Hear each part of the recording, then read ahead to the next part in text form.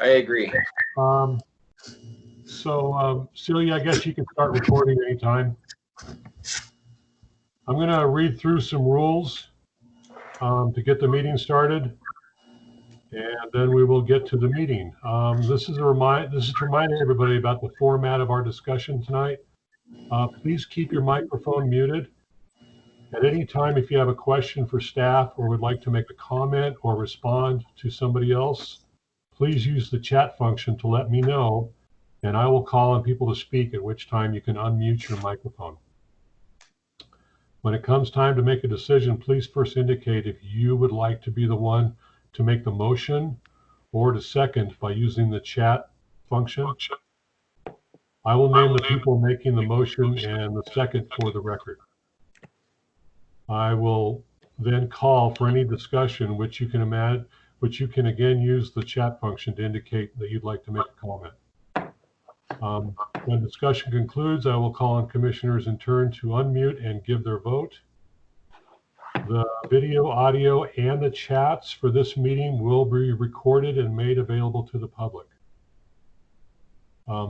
This promises to be a little awkward using the video conference for the meeting, so we should give ourselves permission to take care with each step and each agenda item. Ask as many questions as you feel comfortable with. It's important that we get these decisions made, and so we will do our best to steward these decisions in as close to our normal, transparent, and professional practice as we can.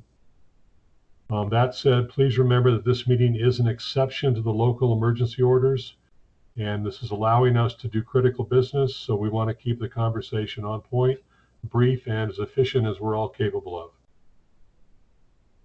So item 1 on the agenda is call to order and approve of the agenda. And immediately we have addendums to the agenda. So under the grant program, the action for grant reports, we need to add Parlando School of the Arts, their BVSD outreach grant of $3,000. This is an arts education grant. We need to add Boulder Opera, El Gato con Botas, they're a $3,000 arts education grant. In section B, the GOS reports and recertifications, we need to add Novo Art District for their $24,000 GOS grant. And then in matters from commissioners, there's an item B. I would like to hear from any of the commissioners if they have any questions regarding my letter that was in the packet that I sent to Bob Yates, Mary Young, and Aaron Brockett. Mark? Yes. I have another addition. I neglected to put the approval of the February minutes on the agenda. So right after this, we need that approval as well. So after we, somebody recommends, after we get the recommendation to approve the amended agenda, then we will put the minutes as the second item. Thanks.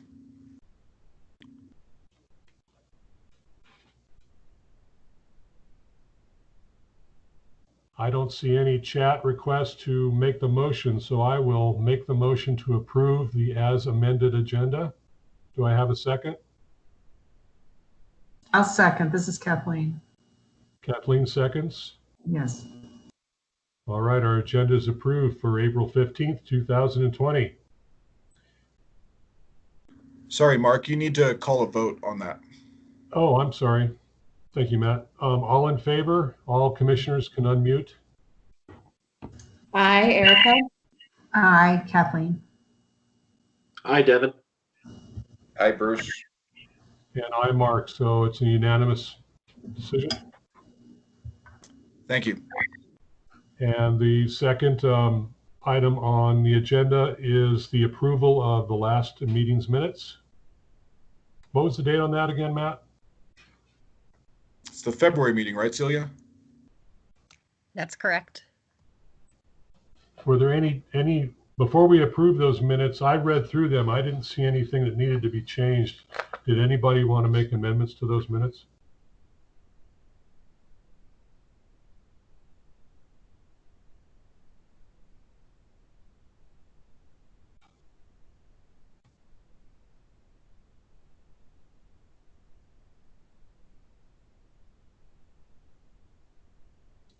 No changes? Do I have a motion to approve February's minutes?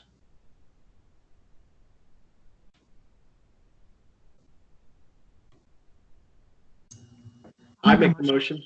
Go ahead. Is that you, Devin? Yes. Do I have a second?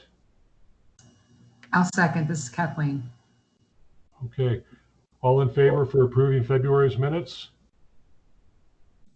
Aye.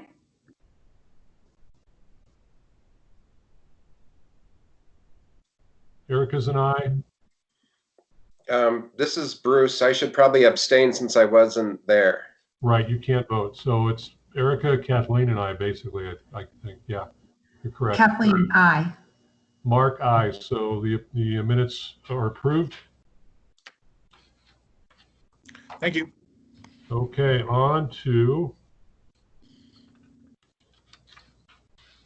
the grant reports. We have grant reports from Parlando School of the Arts for their BVSD outreach, Boulder Opera for their opera performance of El Gato con Botas. We have the Arts Education Grant for the Museum of Boulder, Buffalo in Boulder, Bison Art Classes for Youth. We've got the Peña Celebration of Music and Poetry and People at the Dairy Arts Center. This was their community project grant. We have Joyce Alice Eisenhower's Vagina China Community Project Grant report, and then we have Special Facilities Grant report for the Spark and the construction on their bathroom.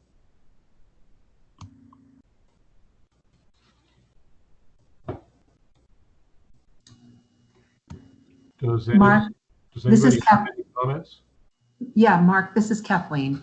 I do comment. I would be in favor of approving all of the arts grants reports. I was impressed with most of them. However, I did have an issue with the Vagina China project grant, which I guess is referred to also as the Women's Art League. That was the arts group that actually applied for the grant.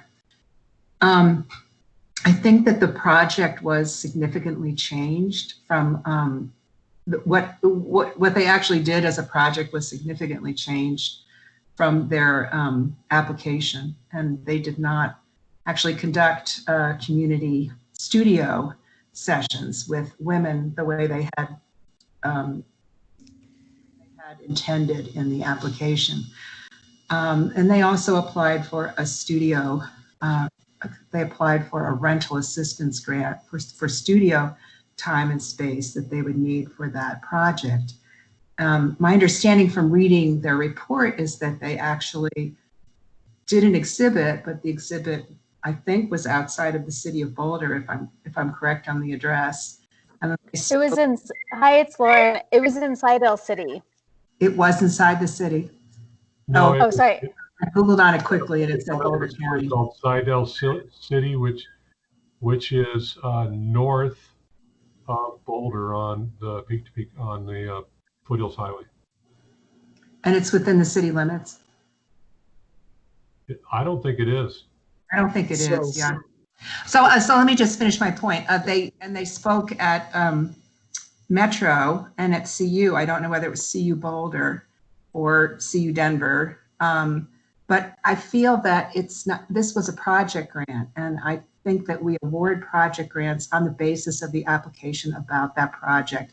This was not a GOS grant, but I feel that they treated it like a GOS grant, like they could just spend the money anywhere they wanted. So, and I didn't see the benefit to the community of women who would be actually participating in a studio project. And I didn't see anything that looked like an evaluation or an assessment of the outcome of what they did.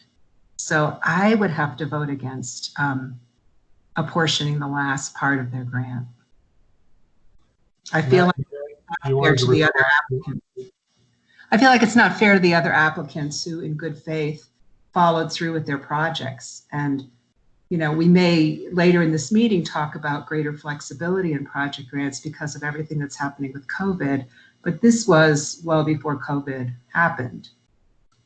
So I feel like people can't get, it's not fair to other artists and arts groups applying for grants if we allow people to completely diverge from their application and do whatever they want with the money, or reimburse themselves for time that they spent speaking before a university group or mounting an exhibit, whatever. It doesn't seem like it kept to their intent. Matt, you have a response to the city limits question? Yeah, thank you. So just on that narrow topic, in all of our grant programs, we have a definition of the city of Boulder, for the purposes of whether you reside in or do a program in. And I believe this would apply. And the rule is that the program has to happen within the city of Boulder as described by the Boulder Valley as described by the Boulder Valley Comprehensive Plan. And as a shorthand, we use anything with a zip code that starts in 803 to be eligible. So I think on that point, we're okay. But that doesn't speak to your other points. Thanks. I'm not sure what you mean by we're okay. As far as it would be eligible is what I mean. Being a benefit. Even if it's in the county and not the city. Because there's a lot of areas of the county enclaves, areas right around the city that are still sort of for the purposes of the city of Boulder are part of the service area. And we can't identify those piece by piece. So for, as long as I've been working with the city of Boulder, the shorthand we use to capture those areas is Boulder Valley as described by the Boulder Valley Comprehensive Plan. Right. Yeah, and so we base it on their zip code to make sure that we're not excluding areas that would be servicing Boulder, but just happen not to be exactly in the city limits. Yeah, I think apart from where they actually held the exhibit, I just think that they departed so much from their stated intent for their grant that I feel like they didn't follow the rules. I mean, and the rules to me are, if you get a grant for a project, you should follow that project and deliver that project. And I didn't see anything that looked like an evaluation or outcome assessment for how people benefited from their project. If they had explained what the benefit was to the people who attended, where the talks were, was it a classroom lecture? Was it a discussion group with people from the class? There was nothing in there that suggested any benefit to the community other than discussing their project. So I just think that it's not fair to the other people who applied for that grant. Does anyone else have a thought on that? I'm happy to abstain from approving. I can do that by myself. We don't have to have a consensus on that. Is that correct? Yeah, can I jump in? Sure. So you have a couple options. You can certainly vote no, Kathleen. Mm-hmm. You can see if there are other commissioners who wish to join you in asking some questions, and you can either approve their report and still ask for questions, or you can postpone approving their report until you get questions answered. And so it's all down to the motion that you want to make and how you vote on that. Devin, you have a question? Yeah, I was just wondering, are there any other precedents in terms of grantees who have, well, first of all, with the location issue, but second, with some of the issues that Kathleen's bringing up? As far as my memory, we haven't had this big of a departure from the initial application. What Kathleen brings up is concerning up to a point. I think I could easily be swayed to vote no on approving this project grant until we hear from them in terms of maybe they feel the lectures they were giving about the project was the substitution for the casting parties. Maybe if they provide a big breakdown of the number of women that did participate, because they did make did make the plates. So there was somebody there. Maybe provide the Arts Commission with more detail on the castings that did take place, the individuals that were involved, and the impact that they, that this project had on them. And I'm kind of Kathleen's questions warrant some answers. Kathleen, would you lead more towards just not funding the project, or trying to ask some questions from them? At this point, I would lean toward not funding the project, and I want to actually I would love clarification. They received some of their grant, and we are now giving them the last portion of it, or have they not received any funding so far? Lauren, do you know what is the remaining distribution? Yes, they received 80% of their grant, so $4,000, and the remaining would be 20% and $1,000. Okay. Okay. My understanding was any of the castings they did had actually happened previously, because they've been doing this project for a while, and I remember them presenting the previous year to us about this very same project, the Vagina China.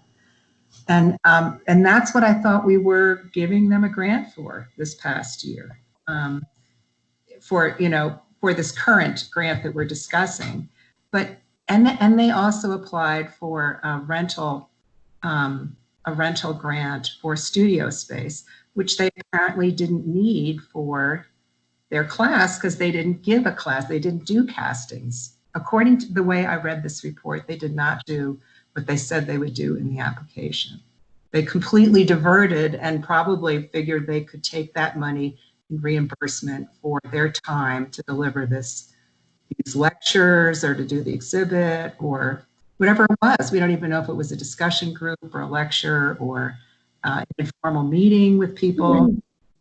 So I'd like so I just feel like it's way too vague. There's not enough. There's no data. It's way too vague. And I just. Can I weigh in on this, please?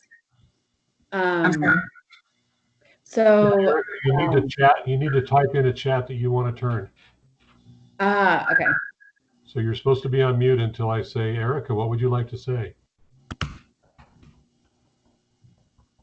So now that we know, Erica, what would you like to add? Okay.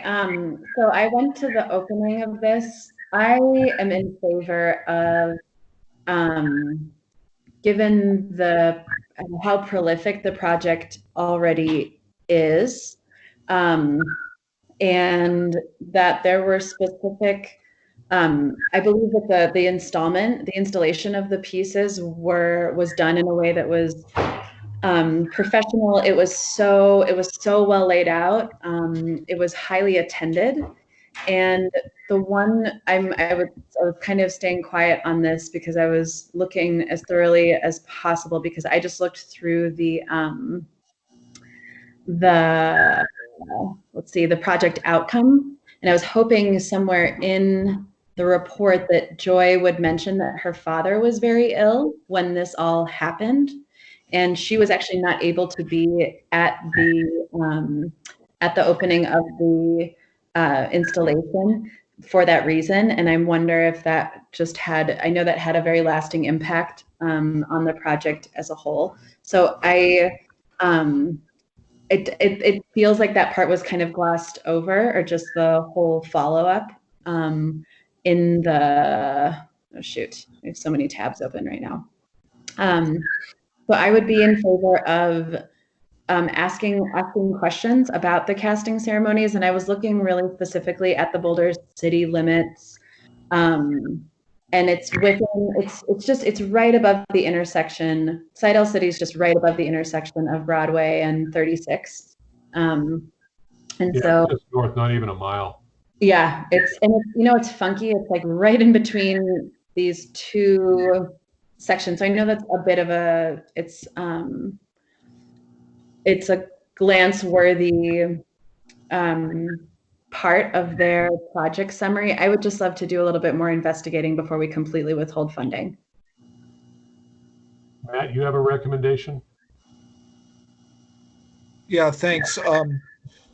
Based on past practices when we've had significant questions about reports, what I'd recommend is that you, at the most, withhold approval and list questions to give them a chance to answer.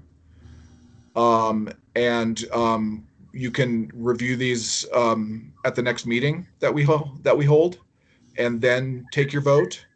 And if there aren't objections to doing that, then what we could do now is to go ahead and take care of the other report approvals, make sure that we get those approvals for the record, and then come back to the specific questions you have so that Lauren and I can take them back to the group. So that would be my proposal for how to take a next step. Okay. And Lauren, you have a comment about the rental assistance grant?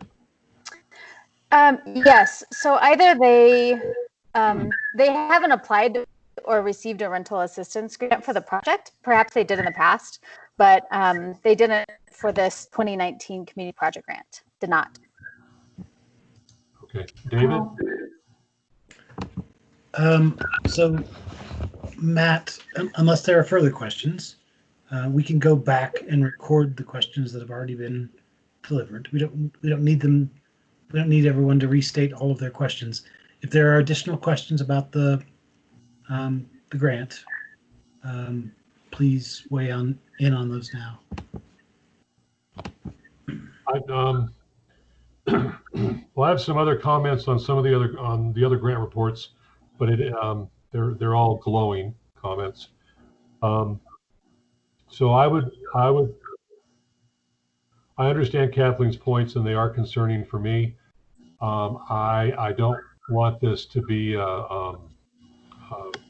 like we've got our heels dug in on this. It warrants more information from Joy and her partner who made this project. And I think it would only be fair that they respond to the questions that we brought up tonight, and see if that can bring us to some level of satisfaction that maybe the letter of their grant application wasn't followed, but the spirit was. And I'd like to give them that opportunity.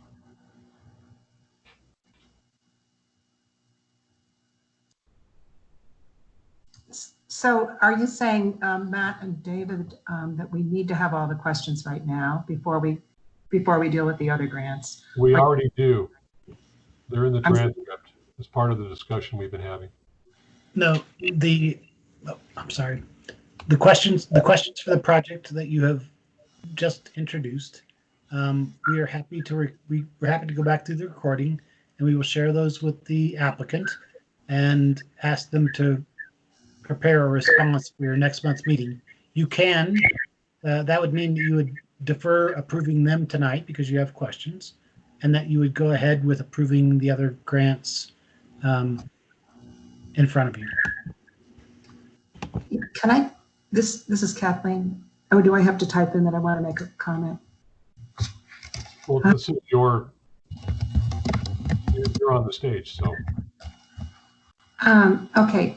I did not read anything in the grant report related to having a sick relative, having an ill relative. Certainly, there are circumstances in life that affect our ability to do grant funding, our ability to do any sort of work project that we had committed to, but I didn't see anything to that effect. And I think in the end, it's, you know, it's our responsibility to hold artists and arts and culture groups to what they propose to do, unless there's some really strong mitigating circumstances, and perhaps there's been a conversation along the way with either Warren or with the Arts Commission. I'd like to change this project for these reasons. I think that there's always exceptions that can be made, but I don't want to see a precedent set where people can receive grants and kind of go off and do whatever they want with the grant funding. I apologize if I made a mistake and thought that the rental grant, I think it was for $300 for studio space. I may have misinterpreted that. Maybe it was for a year ago other than the current year. But some of my questions would be, please explain what what you did instead of doing your project, what you wrote about in your project application. Were these lectures? Were they discussions? How many women attended? What kind of feedback did you get? Please explain also where the exhibit was located. What was it within the city limits? I just think these are basic questions. There may be others that other commissioners have too. That's all I have right now. Thanks. Do you want Lauren to read back these questions at this meeting for you from the transcript? Sure. Hi. So this is what I've been writing as we've been speaking. Explain your version of the project and of what was presented in the application. Explain the benefit to the community members that attended the different events and how it was a benefit to the community more broadly. How many people attended the events hosted and what was their qualitative feedback?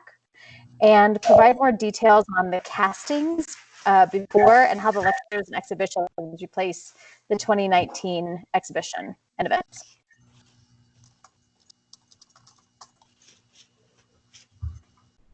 Does that cover your points, Kathleen? The concern? I think so. Does anyone else have questions? Well, no one else is typing. Okay.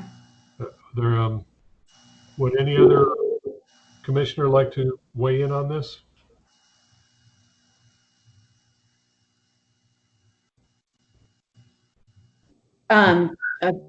Sorry, I forgot to type. Hello.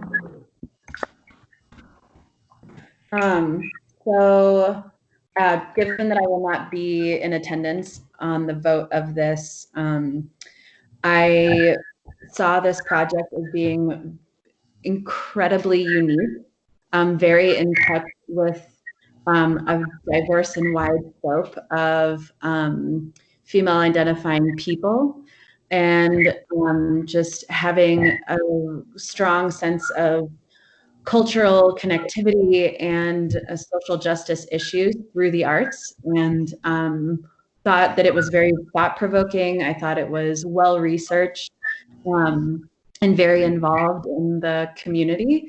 And given how given that the piece is the whole installation is very portable, and it's very presentable in a very academic and a very artistic way. And if I were to weigh in next meeting, I know that I would vote in favor of giving them the rest of their funding. So I just kind of want to put that in the for the record. And I understand that the questions that need to be answered are critical, and that we don't want to, I completely agree with you, Kathleen, that, we want to uphold our standard of expectations of our artists. And so this is not diminishing the importance of that in any respect at all. And so I just wanted to kind of give my weigh in on that. Thank you. Any other commissioners have any comments about these grant reports for arts education and the community project grant and the special facilities grant?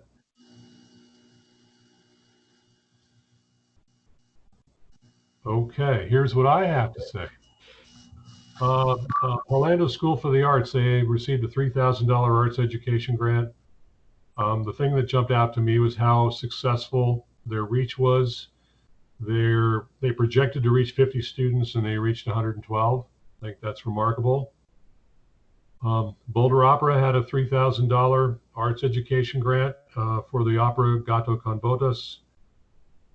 There were 5 performances in Spanish, which is only fitting since the composer is Spanish, which reached 600 students.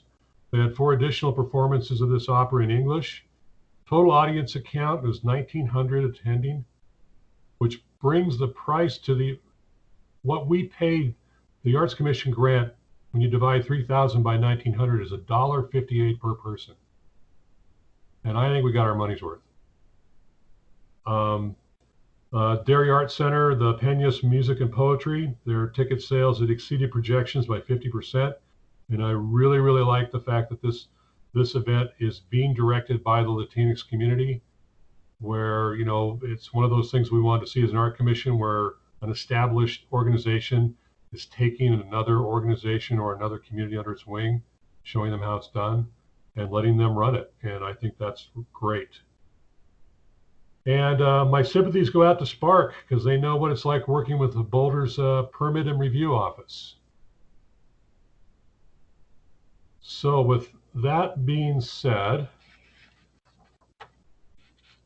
we need to make a motion on these reports. I think what the motion is going to be is that we accept the Museum of Boulder, Boulder Opera, Orlando School of the Arts, the Dairy, and the Special Facilities Grant for Spark, with no exceptions. We will postpone the decision on the final approval of Vagina China after the Women's Art League has answered our questions. So the proposed motion is, I move that the following grant reports be approved: Boulder Opera, Museum of Boulder, Parlando's Arts Education Reports, the Spark Performing and Creative Arts Special Facilities Grant Report, and the Dairy Art Center report. So the rest of that language should come out. And Joyce Dallas Eisenhower's community. It seems that I've got reservations. I'd like more answers from Joy. I agree with you, Kathleen. So I don't think there's nothing, we have every right to ask for more answers, and I think that that would be decided at the next meeting. I'd like to second that motion.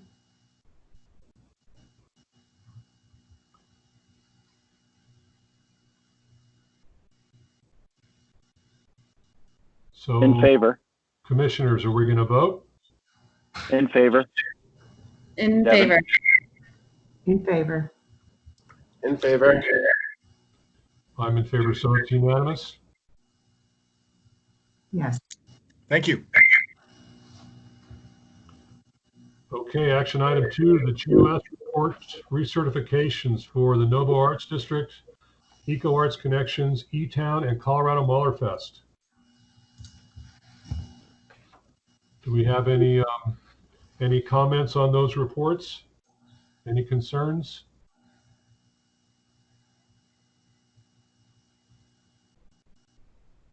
I don't see anybody typing. Oh, good, it's my turn to talk again. I love this.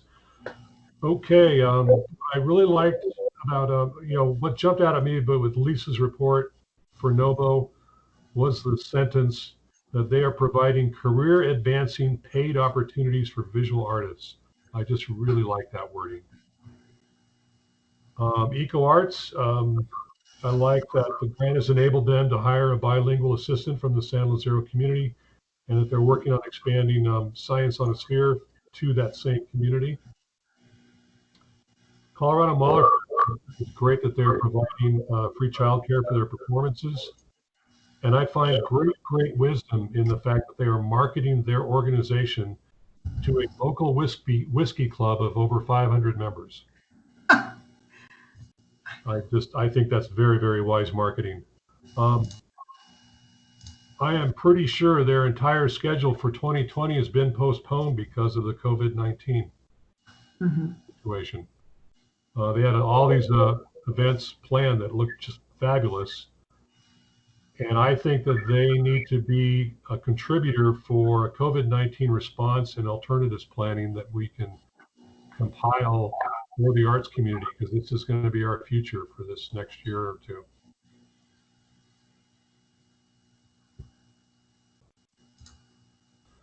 So I move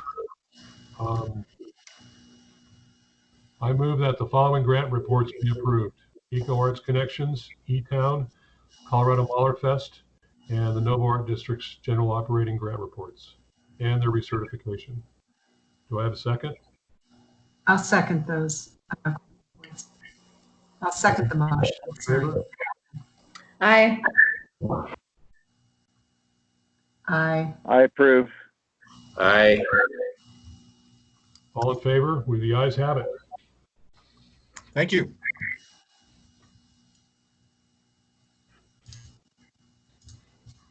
So next on the agenda is community project grant awards for individuals.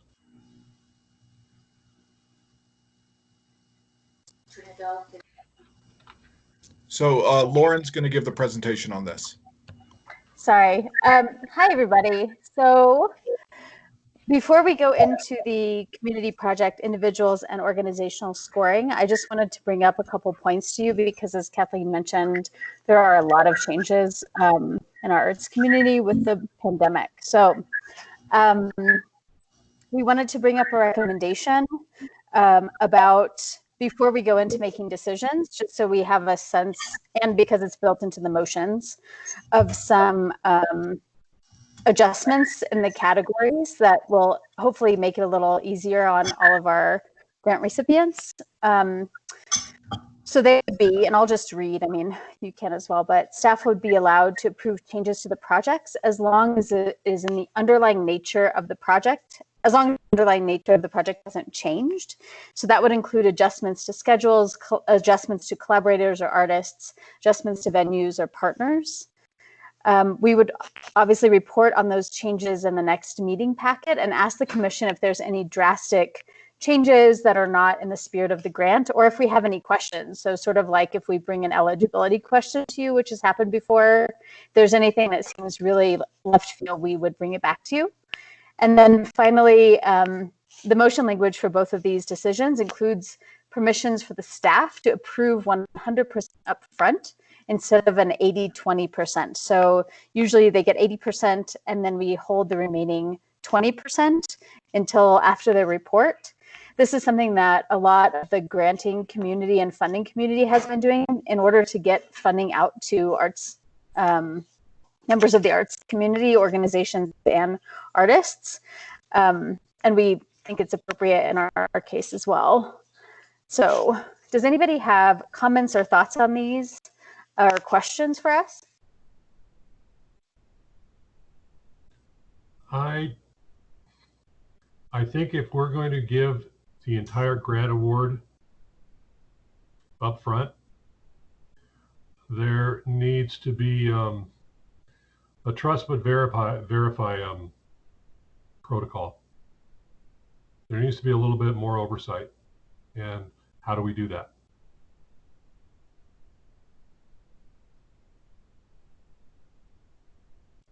Anybody have any questions?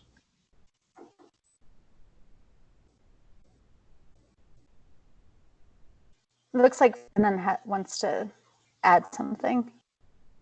I'm sorry, what? It looks like David wants to say something.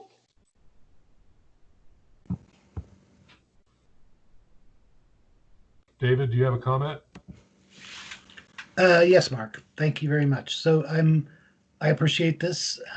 I completely understand the need and appreciate the intent and the desire to fund artists at this time. I want you to know that, remind you that the city laid off 737 staff members, furloughed yesterday.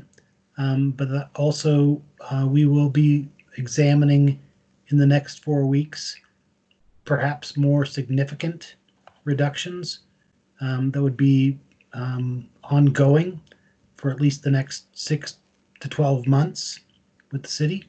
And so your decision to do this, which I would support completely if you choose to do so, could impact future ability to grant funding to other organizations. Enough said. David, could you clarify? You mean in our next group of arts education grants, for example, or special facilities, if that's even available this year? That is correct. That awarding these grants tonight, these two categories of grants, could affect our ability to award other grants later. You are absolutely uh, entitled and have the power to change the way you fund grants.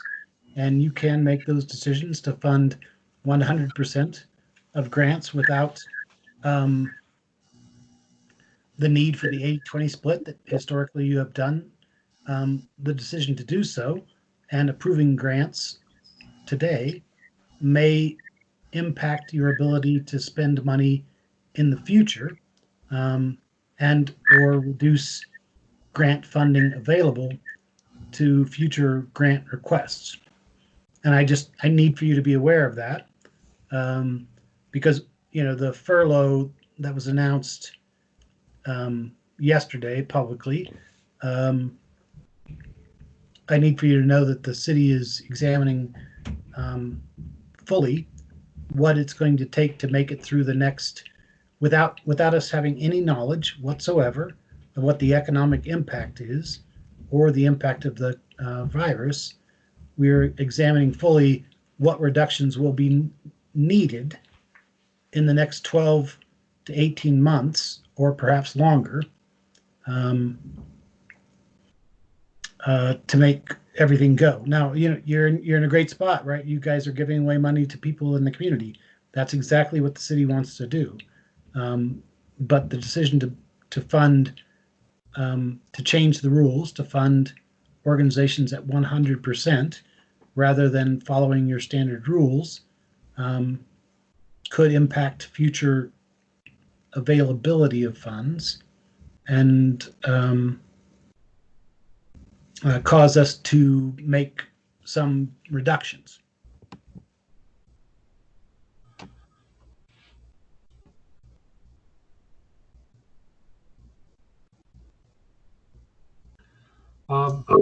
I think, Kathleen, is your mic off? It was off, and then I just turned it on because I was going to say something, but please go ahead. I think with the these two community projects grants, both for individuals and organizations, again, I don't like setting the wrong precedent, and I would opt to continue the funding percentages that everybody knows we do, and that's the known equation. We're going to come up with the matters from commissioner as far as the approval of the special facilities grant. I think that is a different issue because of the size of the organizations and the time we're in right now. And yeah, we're probably looking at very realistically next year, we're not going to have the money we had this year. That's obvious. So that means things are going to drastically change. I think it would be nice to have the flexibility to offer up that 20% when it comes due. I mean, David, are you leading this? Does this mean that if we give out the 80%, there may not be the 20% to hand out later?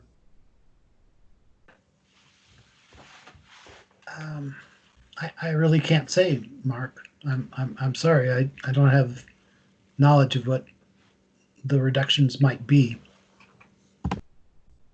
And the reductions will affect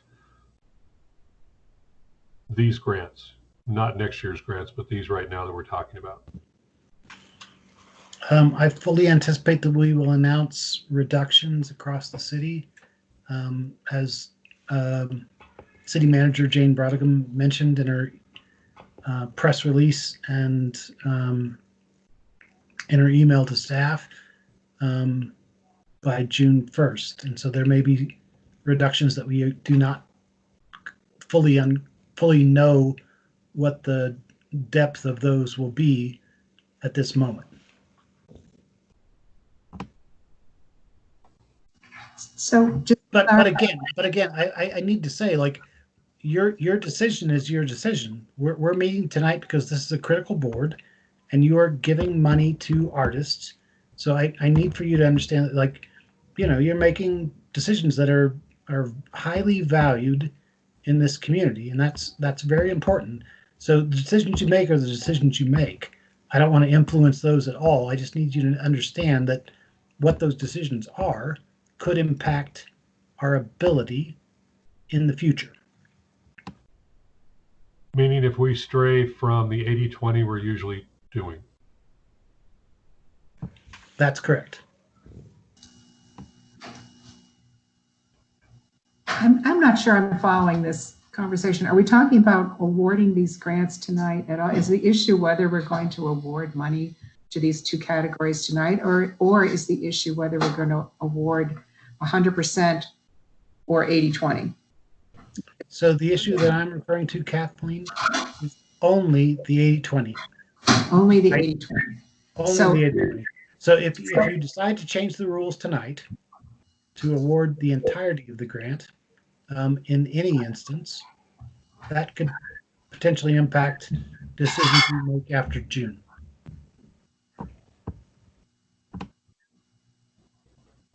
I personally, it's okay. It's a little abstract. We don't know what the cutbacks will look like. We don't know how art and culture will be affected, or whether we can even provide grants for our last category or two, right? We don't know whether we'll have special facilities money. My guess is that we probably wouldn't this year. I mean, just looking at 28% impact to the budget so far, and just in the last couple months.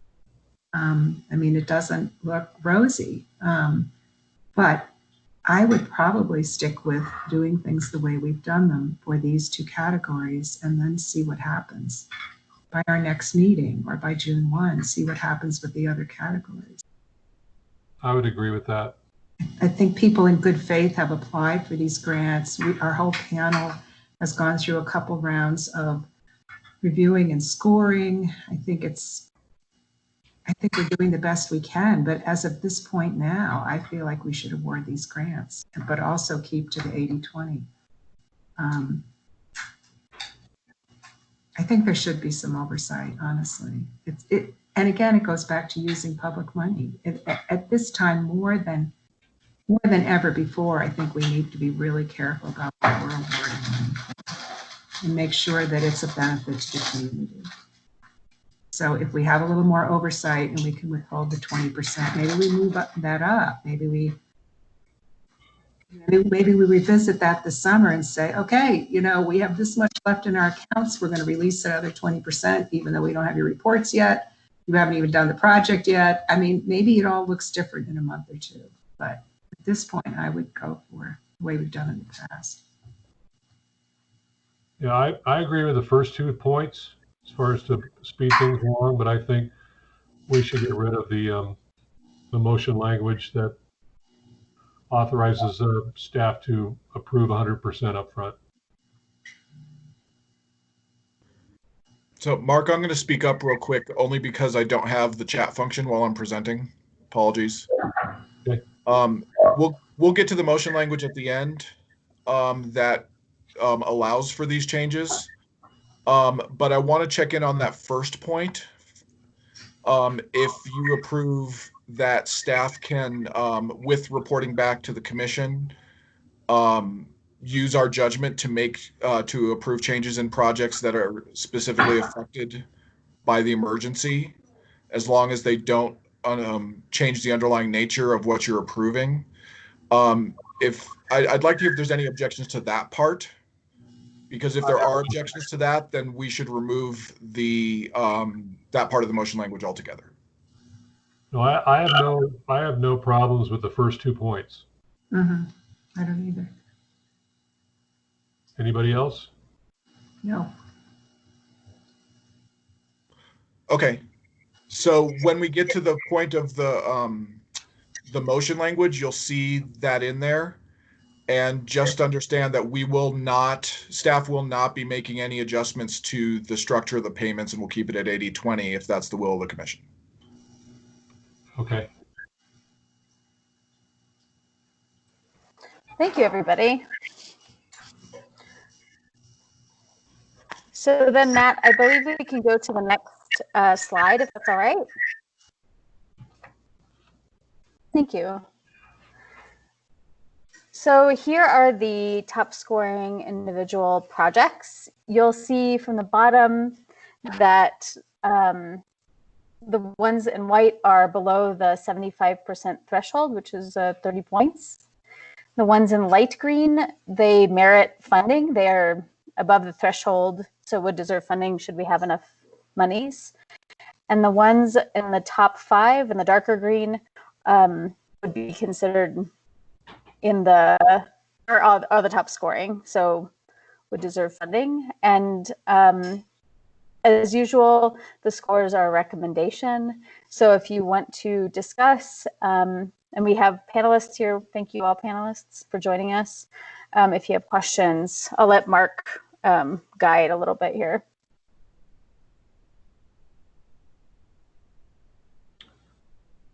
You want guidance from me, huh? Okay. Let's see my notes. There were some incredible applications here, and there were some really, really horrible ones. And I was overall, I think the scoring there wasn't any outliers. I think that the 5 top scorers are a true reflection of the commission's intent to fund these different disciplines.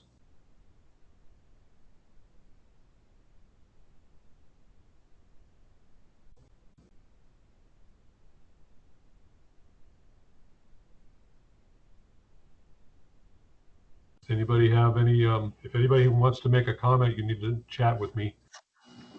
If you have points you want to make about this. But if no one's got anything else to add, I think we can move on to the motion language you have, Lauren. I did have a quick question. This is Kathleen. I did notice that the dividing line between those who would get grants and immediately below that, City Repair Boulder, that is the same overall average. How does the 6.75 come in? If you could explain that community priorities average, how Sure. would that 0.25 difference from the one above it, from Rebecca Folsom's? Sure, this is Lauren. So it is truly, and this happened very similarly in this category last year. So we averaged all of the scores together, which is your overall average. And then, when you have gone through and scored, there are 6 different things that you're scoring on. So when those are built, community priorities is considered the most important part of the application, at least ranked in order of importance, because that is the first tiebreaker. So those are the averages of just the community project score, the community priorities grant scores from your application. Sorry. Does that make sense? I'm kind of breaking up here. It does, yeah. So it's that one category of the scoring. And that's the average. Yes, exactly. It's that. Okay. Gosh, things are so close here. Truly.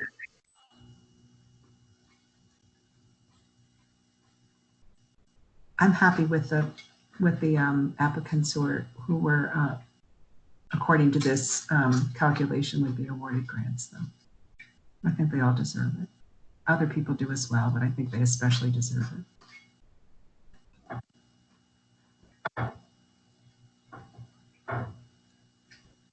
Do you have some motion language for us, Lauren? Yes. Next slide, please, Matt. Sorry.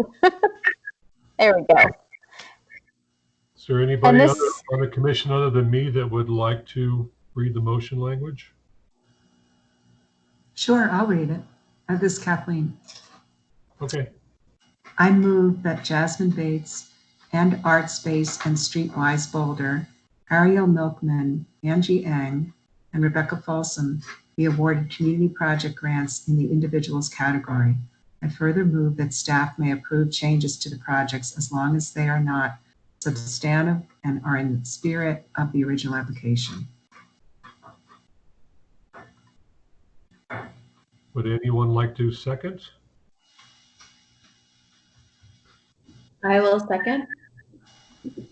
Erica will second the motion, and we have a vote. In favor? Devin says in favor. Mark says in favor. Kathleen is in favor. Bruce Bruce says in favor. Oh, it's unanimous. Thank you very much. Thank you, everyone. I really appreciate it. So I think our next slide, please. Yeah, and as Lauren's showing the next slides, please feel free to type into the chat section if you want to make a motion or if you want to second it. And I'll then let you turn your mics on. So because there's so many on this page, I just wanted to point out that you can go to full screen. The line is in the upper right-hand box. If you can't read all of the sections. So again, on the bottom, we just had one that was below the threshold. We have some incredible project applications this year.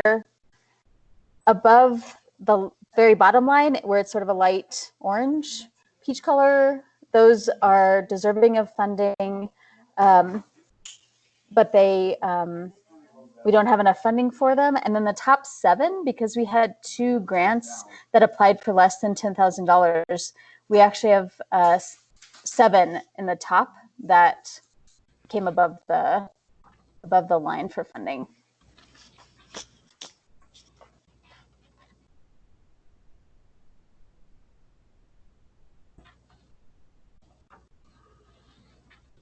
One thing I want to add to this category is that there were 28 applications, which add up to a requested funds of $263,500. And what we can award is $57,500. So it's very competitive.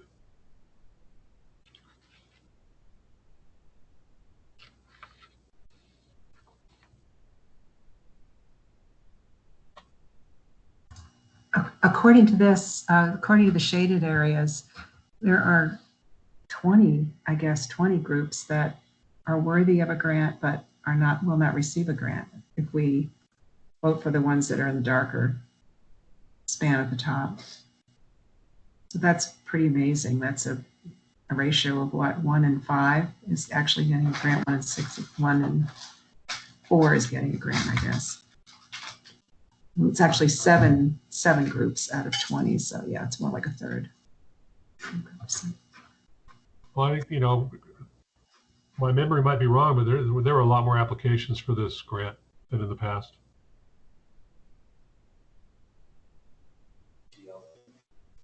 Lauren, I believe we had around the same number last year, perhaps 2 more from just last year. The year before it was less. Well, the one thing that I think that illustrates how competitive this grant is, in that if the Arts Commission goes with the scores of the top 7, I think it's just remarkable that Boulder County Arts Alliance, HOVAB, BMOCA, the Philharmonic, the Dairy, Local and Square Theater, Boulder Samba, and Boulder Ballet aren't getting a grant. It just really underlies how competitive this is. I like the mix of the disciplines in the top 7. I am comfortable with going with the scores. If any commissioner or panelist has any comments, please type them in the chat section. And we might be ready for the motion language, Lauren. I don't see anybody typing. Devin, you have a request? Yeah, I just wanted to second how strong and really incredibly well written all of these projects were. I think also it's hard to give low scores. Like, it's hard to give mediocre scores. So, I think one of the things that does make a difference is when people respond to some of the feedback, because basically it's when they respond to your feedback, that's gonna bump them up. So it's all of my scores were very, very close in that regard. Yeah, I think the Philharmonic would have probably raised, if they'd have responded to our questions, their score would have definitely gone up, but they did not respond.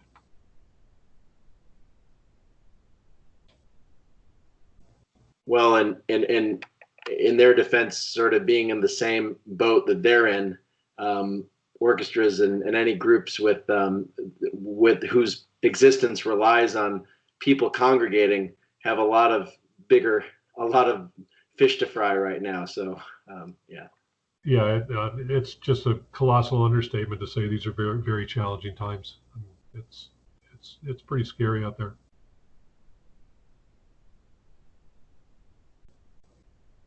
Just to show how personal it is, I've been laid off. So thank God I married well, and Kate's providing the income for the family right now. Sorry to hear that, Mark. It's tough times out there. It's scary. Yeah. 43 years of a work history. The first time I've ever applied for unemployment.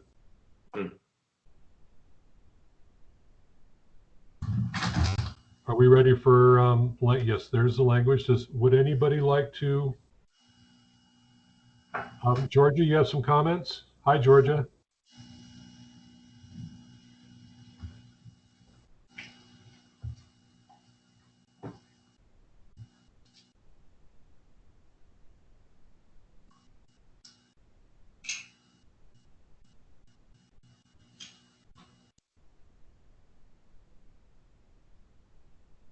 Would anybody other than me like to read the proposed motion? I will do it.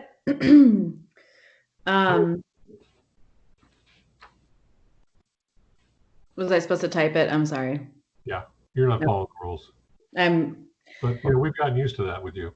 Yeah, I was gonna say it sounds pretty standard. I move that NAACP Boulder Authorized Committee, El Centro Amistad, Modus Theater, Baobab Foundation, Boulder Opera, 92nd Newberry, Cindy Brandel Dance Company be awarded community project grants in the organizations category. I further move that staff may approve changes to the projects as long as they are not substantive and are in the spirit of the original application. Okay, before we go to the next step, Georgia has something she'd like to say, but for some reason we can't hear her. Georgia, is your mic on? If your mic isn't working, you can type it in and I will read it.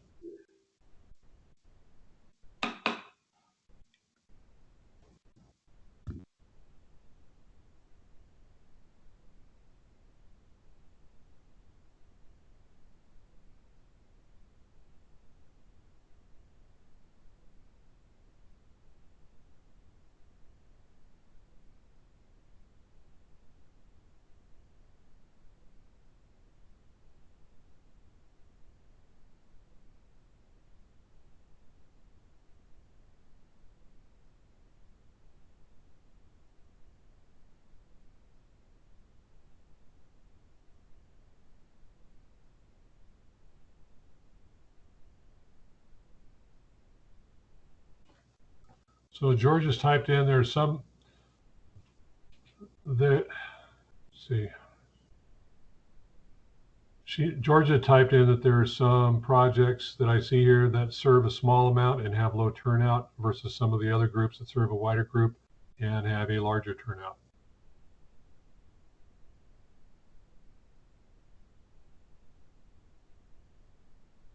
One thing with the project grants, Georgia, is it's usually just one event, especially if a large organization is putting it on. It's something to augment an organization's schedule.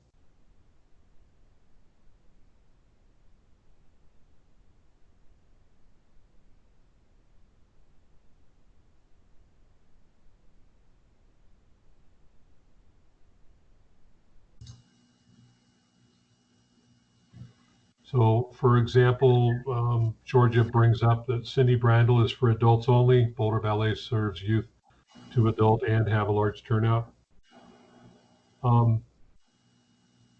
That's true, but we're also looking at awarding a specific project.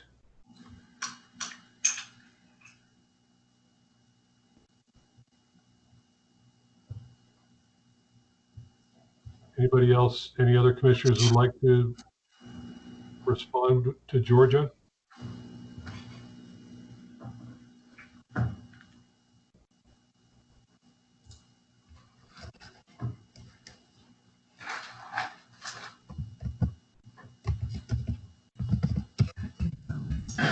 The other thing too, Georgia, is a lot of us are very familiar with most of these organizations and the work that they do.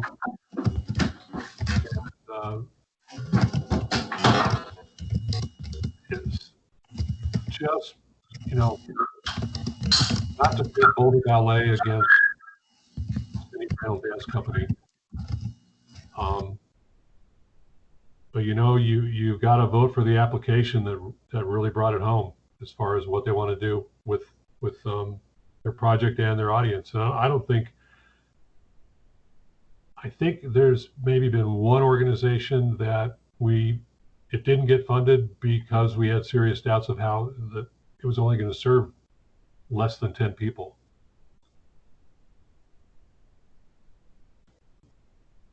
So I just don't know if that answers your question or not.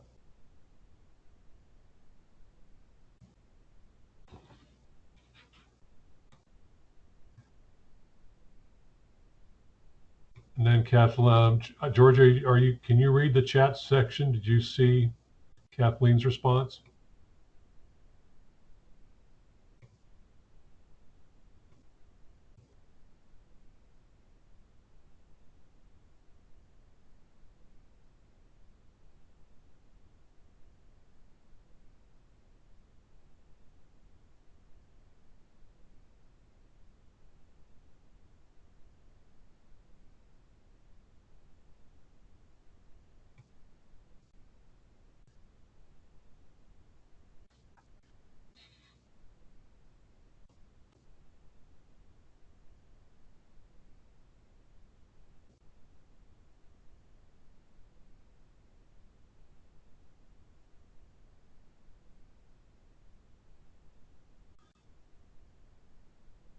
Yeah, Cynthia, I agree with you about Boulder Ballet and that they were serving 2 to 5 students. One thing that I think is that I really admired that project because they've been doing this for 2 years now, just because it was the right thing to do. They have no money to pay for it, neither do the students, and they're just doing it. And I thought that was admirable. And granted, the impact was small, but I think you know, it was I liked that, tugged at me. So I'm kind of disappointed that they didn't score higher. But you know, you've got 5 years of this coming up where you're just seeing these really, really hard decisions being split by just a small amount of scoring.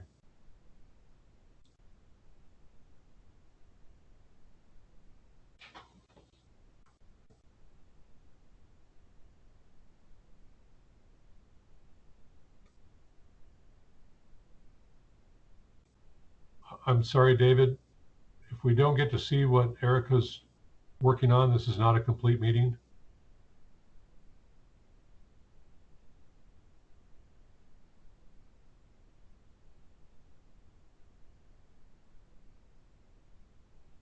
Erica, what are you painting? That's not fair. Hey, you need to be paying attention. I am paying attention. I'm right here. And you're acting out because it's your last meeting. No, I'm not. I'm anxious that it's my last meeting and this is calming me down. How do you know I'm painting? There's an all-seeing eye. Okay, now we want to see the painting. No, it's crap. Don't. Everybody wants to see it. I'm just practicing brush strokes. It's like a blossom. That's it. Is that all we get? Yes, and a bird. This is not why you're making fun of me. I'm sad. Catherine couldn't see it. Can you hold it up again? No. Later. I'm gonna sing a song for you all on my ukulele. So careful. Okay. All right. Let's move on. Lori, can you get that quote up here? Yes, actually, Matt. Which Erica had already read, and we stopped to answer some of George's questions. Matt? Oh, here we go. Okay. Would any commissioner like to second this? I'm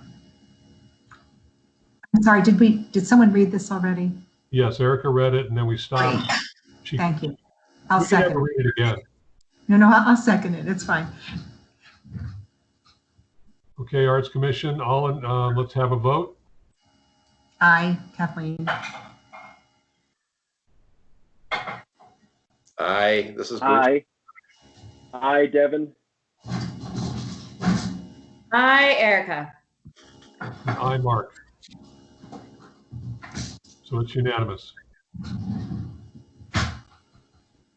Thank you, everyone. I truly appreciate that, especially with the video and audio challenges, but these are tough decisions and I appreciate all of your time. Matt, I think your slide went down again. The next one would be the special facility grant slide. Thank you, Lauren. Before we move on, though, I wanted to just do 2 things. First is thanks to the panel members who participated in both those decisions. You all did such a great job, and we really appreciate it, and appreciate your dialogue. But also, I wanted to point out that the last group on that list, which scored below the threshold, the yoga group, we've had a intent on engaging the contemplative arts in the cultural plan since the beginning. It's something that whenever we bring it up at amongst our colleagues with local arts agencies, the concept that this community embraces the contemplative arts as an art form is very important. And so I'm glad that they applied. And so I'm hoping for the commission and for staff to continue to work on getting more of those types of applications in, because those groups are important to engage with. I completely agree, and I think the reason I scored their application so low is they did not mention the community cultural plan at all. And I think, when we're talking about the grants in the community, they need to educate themselves. I agree. And I think we need to reach out and help them and groups like them. Thanks. Okay, so we are down to item 3, the public art program, my favorite section.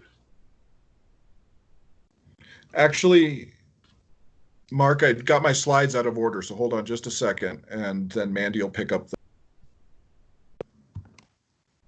Are we going to talk about the special facility grants now instead of? No, my apologies. I just got the slides out of order. Give me just a moment, and then Mandy will... The next voice you hear will be Mandy. Actually, I'll jump in now because I don't really have an intro slide. Actually, thank you, Matt. You built me an intro slide. So tonight we have... this is on the agenda specifically because it's for CCS funding tax, or CCS tax funding. What we're going to review is really flexibility within that funding, but I wanted to give a little background. So it's not uncommon to amend project contracts. Typically amending public art contracts to either adjust the budget or extend the timeline would be a staff matter. However, with community culture safety tax, the steering committee does require review and approval from the Arts Commission to either allocate funds into existing projects or new projects from the umbrella of the CCS version 2. So tonight I will run through the known details of 2 of the projects that have identified community culture safety tax version 2 for funding in their fund gaps. Matt, you're still steering, right? Ah, okay, I am now. One of which was tracking for your review prior to the COVID-19 pandemic.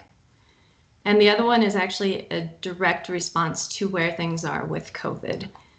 There may be more projects that need to consider funding needs, as we still don't know a lot based on the current circumstances. Specifically, we don't know how this incoming revenue for the community culture safety tax will be impacted. But the ones that we're going to run through tonight, I want you to know that the funds that we are considering for reallocation are currently not committed to any specific CIP projects or standalone public art projects. And acknowledging your commission at your concern at the Arts Commission retreat, it's been our priority to really focus on projects that are underway and to allocate the resources that are appropriate to them to see them through to completion prior to moving forward on new projects. So the first project that we have, if this is going to work, let's see. Cool. All right, the first one that I wanted to give you an update on is the Arapaho Underpass. And just a little history on this for some of those of you who've come along since this was approved. It was initiated in 2017, and it's a public art project that had the goal of being integrated into a parent project. Its timeline was significantly extended for Greenways Advisory Committee, as well as the wetlands variance process, and therefore it could not be integrated into the parent project. Because of this, we have to go back into the project itself, which means that there's a lot of extra costs, including running conduit, power capacity, needs for a civil engineer to approve installing unistrut, lighting fixtures on the underside of the bridge, dimmer controls, HVAC system, some admin fees for specific requirements on permitting and contractor requirements. So this one, its original budget was $42,000. It now is at $62,000 to meet this gap. And there are some funds within the Community Culture Safety Tax version 2 that can be deemed appropriate to cover this fund gap. The next project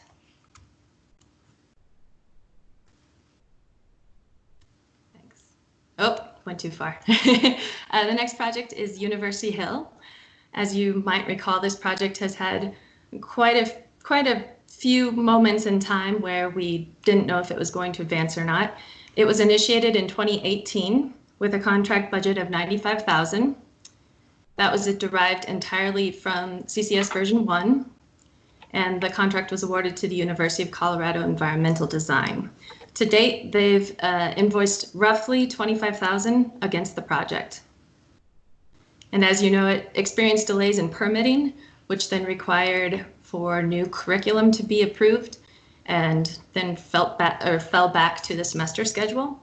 And so now we are in totally unprecedented territory in which all classes as of March 12th stopped meeting in person, which completely brought this project to a standstill. So here we are at the crossroads again. And really it seems that there are two options, either to stop the project or to get incredibly creative and brainstorm.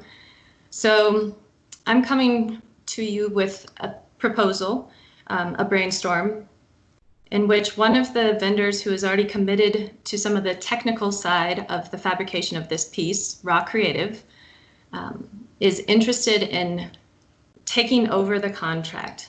There's a benefit in that they are actually environmental design alum, and they hold a general contractor license so that they are able to pull and obtain all the permits. Additionally, they are interested in, once the work from home order has been lifted, they would be able to hire 3 to 5 students of their current class as temporary employees to actually see this project through to completion. So there's still an opportunity for students to participate in the finalization of the project. One big difference is the budget. As you noticed, I did mention the original contract was for $95,000, and Raw Creative myself and Marcel DeLange from the environmental design class have met and gone over many different iterations on what this budget could be and how it shakes out. And ultimately, this proposal that you see on your screen involves a lot of labor. That is because it was not only in response to the desires of the community, but it's also something that was designed for the learning benefit of 12 students. So it's very labor intensive, which was not originally part of the budget. In my 15 years of experience now in public art, a $230 or $230,000 budget for a project of this scale is actually a lot more accurate than what we saw from university. But it also goes to highlight the benefit of partnering with the university is that your dollar goes a lot farther than anticipated, but there's also significant risk because in partnering with the university on a semester schedule, it's not consistent with a construction schedule. So with that, there is a need for $155,000. That's also something that could be available from community culture safety tax. A lot of these, as mentioned at the very beginning, a lot of items are unknown, as David also articulated. So, there might be more. We don't really know what to expect at this point. But these two projects in particular, we do have adjusted budgets. We do know what the possibility is. So that's just the details of those. But the specific motion language that I'm coming to you with is that, as it's slowly transitioning, there we go, is that we can reallocate the funds of the Community Culture Safety Tax version 2 to existing projects to help with that fund gap difference. At this point, I'd want to ask if there's any questions.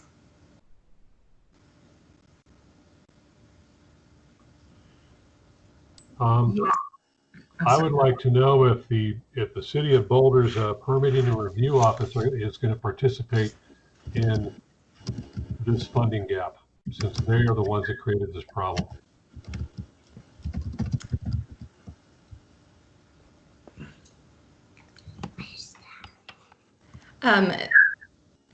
Bruce, you have a question? David has a question too, so. Yeah, I mean, I'm a huge advocate of public art, as I think some of you know, but I have a real problem with this additional expenditure.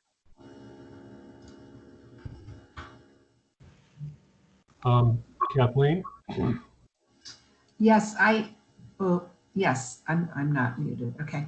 I also have a big problem with this. It's 2.5 times what the original budget was. And in these times, it just, even though $230,000 may be within the realm of normal for public art for this scope of project, I still think that this may not be the time to spend that kind of money on a single project, particularly if we could be funding something else in the next year.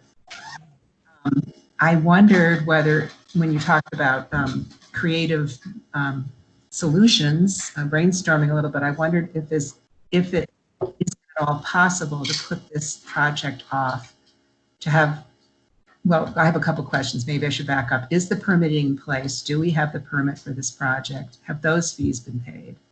And 2, is it possible to put this project off so that when CU does come back into session, the class next spring could build this? And so then we could back out all the fees that CU would not have had to pay. And that was what, $55,000 in permitting and fees that CU wasn't going to have to pay, and that's now added on to our costs. I get it that it was the city's delays in permitting and making us jump through so many hoops that caused a lot of this cost overrun. But I'm also looking at, do we just say yes to this huge increase in budget, or do we say, well, is there a way to delay this project, or is there a way to value engineer it? If it's a complicated thing to build, is there something we could back out of the project? Even though we'd like to keep to the design intent, maybe there's some way there could be a mitigation here that would be less than $230,000. David? So, Mark, to your specific question, no.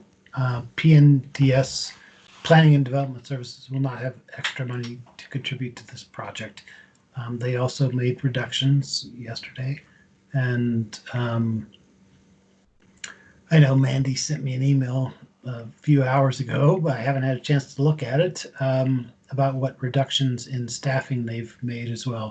So I'm not even sure if the project manager, Mandy, you may want to weigh in on that, if the project manager, if you're aware, that person is still with the city. At this point, I'm not aware if that person is still, if they're on furlough or if they're still stewarding things through. We do expect significant impact at the development services desks, especially with project specialists and the review process. So at this point, I don't know. How many more permits is this project going to require? I think, as far as I can tell, we're through on the permits, but I do want to kind of bring us back up to the parent level conversation. I understand it's important to really know the steps and review, but at this point, ultimately, I'm bringing updates in regards to these two projects, but with additional unknowns until June 1st, there might be other projects that are impacted too. So the intent of this motion language is to give us flexibility to kind of earmark some funding for existing projects. These two in particular are ones that we have budget on. If the University Hill project is one that we think it has finally met its impasse, then we can acknowledge that tonight. But otherwise, it's more of understanding that we need to have more flexibility with the existing community culture and safety tax to be able to cover existing projects where we are right now. Does that make sense to everyone? Yes, I actually agree with the motion, but I'm not sure that the new iteration of community culture and safety tax, the second iteration, should be used to pay for Oculus. I think it's too much money right now, honestly.